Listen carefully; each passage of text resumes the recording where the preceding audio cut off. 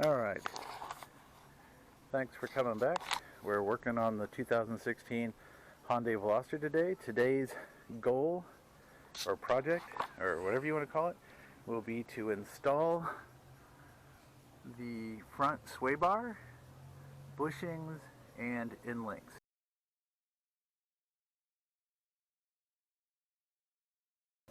Their bushings they sent me originally were black, and I went on the Energy website and ordered me some red ones because that's kind of my theme. And I've got some white sway bar end links that I ordered. So, in order to get this thing in, first we have to remove the old one. So, I've already removed the old sway bar end links on both sides. The next thing I got to do is reach up in there and get those bolts out. And then after that, we need to drop basically this whole front subframe assembly. So, one bolt on this side right there needs to come out. That's where your rigid collar goes, by the way. So we're going to drop that bolt, one on exactly on the other side, and then we're going to have to remove my cross beam. So the 4 bolts, 2 on each side here in the rear, and then where it connects in the front, there is that bolt, and then this one right next to it needs to come down, and that will allow us to lower that subframe down.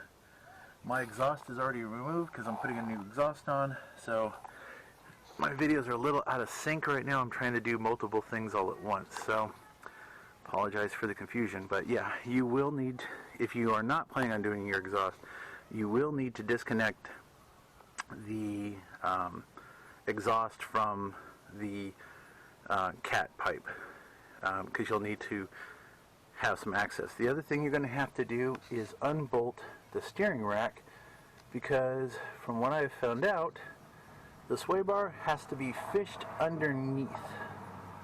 So we'll see. Alright, so here's a little different angle. So I'm going to remove these 2 bolts. Now, I was told you can remove this one, but either way works. Because I've got tight clearance on this side, I'm just going to leave this center bolt and just pull these 2. If you had a stock one, the stock dog bone actually goes back into this about an inch. So it is easier to remove the front one. Mine is flat on the back, so not going to worry about that. And if you look where that yellow bar is right there and see that bolt just to the right of it, that is the 2 bolts we're going to need. This front bolt here, we don't touch. So, have to remove my yellow bar, 2 back bolts, 2 back bolts, and then the upper bolt. And that will bring this whole frame down, supposedly, to give us room. So, alright, so I took the 2 bolts out. Oops, you can see that that moves freely. You can see that the motor moves freely. Nothing's connected, nothing's hanging. So, alright, next 2 bolts. I'm going to go ahead and start pulling that yellow frame up out of there, just because it's easier to get it out of the way before I start working. So, alright, so as you can see, the sway bar bushing is out. I took the wheel off because it makes the life a lot easier. So with the wheel off, you can reach in there with a size 14. I used a deep, just a deep socket, size 14. Get the nut and the bolt out of there, and then there you go. So next, I'm going to crawl up underneath there and see about getting the 4 bolts that hold the rack to the subframe so I can make some space. Alright, little update. I took the flex pipe out between the cat and the regular exhaust, and now look at all the room I got. Tons of room. I can actually get my hands up there to do some work. I don't have little hands, as you can see. So if you're having a clearance issue, you can go ahead and remove that as well. What I did is I just unplugged the O2 sensor at the top and then unclipped it all the way down. and just dropped the pipe completely out of my way and gave myself a ton more room. It added about another 10 minutes to the project so far. I'll put a total time at the end of the video. Alright, as you can see, the cradle is supported by the front knuckles down there at the bottom. It has come down, and look at all the room you got to pull that sway bar out of there. Now in the video I saw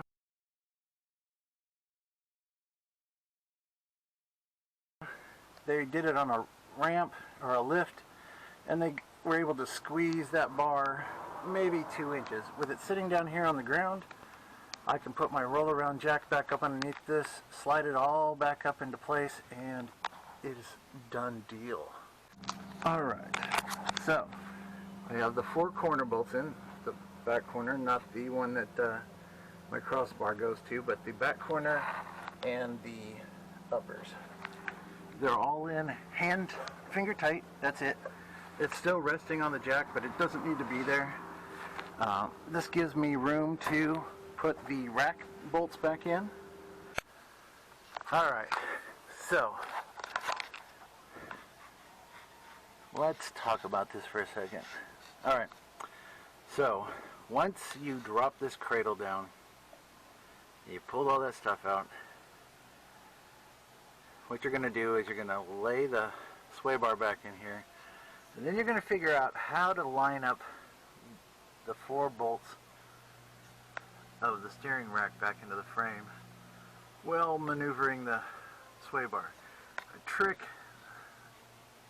or piece of advice is the weird bend in the bars on the driver's side, and you sort of have to push the sway bar more towards the passenger side as you're bolting things together, and then when you get the steering rack in, you can slide the sway bar back over a little bit and it lines up. It is a very, very tight fit. I mean, when right now the sway bar is not bolted down, and you can see just how close it comes to the steering rack. So once it's bolted down, it should be a little bit better, but I still got to get underneath. As you can see, the bolt down there is still not done, so I'm having to reach up there and get that. I got the 2 back ones done. They're tight. I'm going to do the 2 front ones, and